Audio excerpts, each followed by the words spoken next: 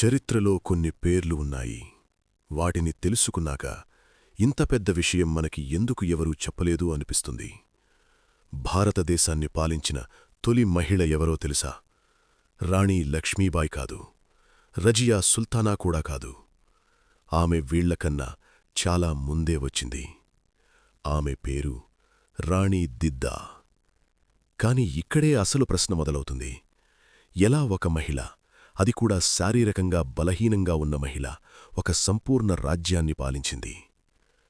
ఆమె నడవలేకపోయేది, కాని రాజ్యాన్ని కదిలించింది. ఆమె కత్తిపట్టలేదు, కాని శత్రువులను వణికించింది. ఆమె సైన్యంలో నిలబడలేదు, కాని సైన్యమే ఆమె మాట వినేది. కాశ్మీర్ రాజ్యమంతా ఆమె ఆలోచనలతో నడిచేది. ఎవరూ ఊహించని రీతిలో ఆమె శత్రువులను తనవారిగా మార్చుకుంది. కొందరు ఆమెను క్రూరురాలన్నారు, మరికొందరు మహారాణి అన్నారు. కాని ఒక నిజం మాత్రం ఎవ్వరూ కాదనలేరు: ఆమె లేకపోతే కాశ్మీర్ రాజ్యం ఉండేది కాదు.